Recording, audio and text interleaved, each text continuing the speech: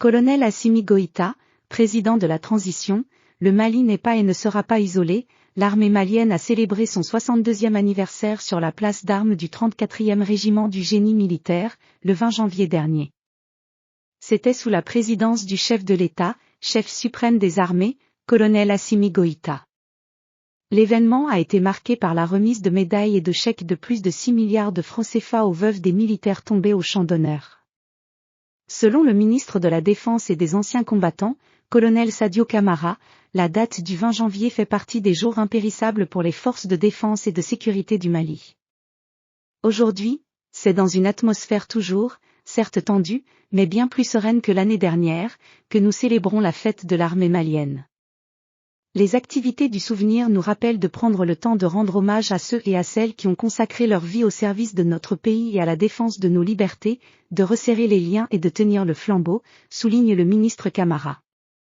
Le ministre de la Défense a rassuré la nation de la poursuite des actions militaires pour faire de notre pays un havre de paix. Ces hommes et ces femmes continueront de remplir leur mission. L'armée est le rempart d'une souveraineté et le moral des hommes maintient leur combativité. Les forces de défense et de sécurité sont fières aujourd'hui de l'outil de défense performant et disposant des ressources humaines mieux entraînées et bien motivées. Face à cet état d'esprit, la capacité opérationnelle de nos unités a atteint un niveau admirable, a-t-il déclaré. Au cours de la cérémonie, des militaires ont reçu des médailles dont 3 médailles à titre posthume, 3 médailles de mérite national, 3 médailles de la Croix de la valeur militaire, 10 médailles du mérite militaire, 2 médailles de sauvetage et 5 médailles de blessés.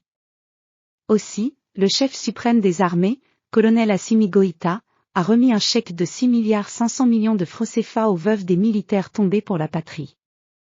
3 familles ont aussi reçu chacune un chèque individuel de 28 81 950 francs CFA, de 19 615 200 francs CFA et de 4 517 620 francs CFA. Aujourd'hui, le souci principal du peuple malien est la restauration de la sécurité sur l'ensemble du territoire national. On a coutume de dire que la paix n'a pas de prix, mais elle a un coût. Merci au grand peuple pour tous ces sacrifices consentis et pour la résilience qui nous ont permis d'acheter tous ces matériels et nous ne faisons que le remercier davantage, dira le président de la transition. Le colonel Assimi Goïta a rassuré le peuple malien de l'engagement et de la détermination des forces de défense et de sécurité à défendre l'ensemble du territoire national jusqu'à la pacification totale. Parlant de la présence des partenaires au chevet du Mali, le chef suprême des armées a été clair. Leur présence parmi nous témoigne à suffisance que le Mali n'est pas isolé et le Mali ne sera pas isolé.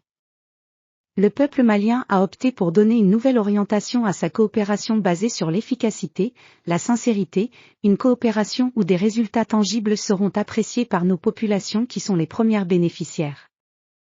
Le peuple malien est ouvert à tous les partenaires pourvu que les 3 principes qui guident désormais l'action publique en territoire du Mali, à savoir le respect de la souveraineté du Mali, le respect des choix stratégiques et des partenaires opérés par le Mali et la prise en compte des intérêts vitaux du peuple malien dans les décisions prises, soient respectés, a-t-il laissé entendre.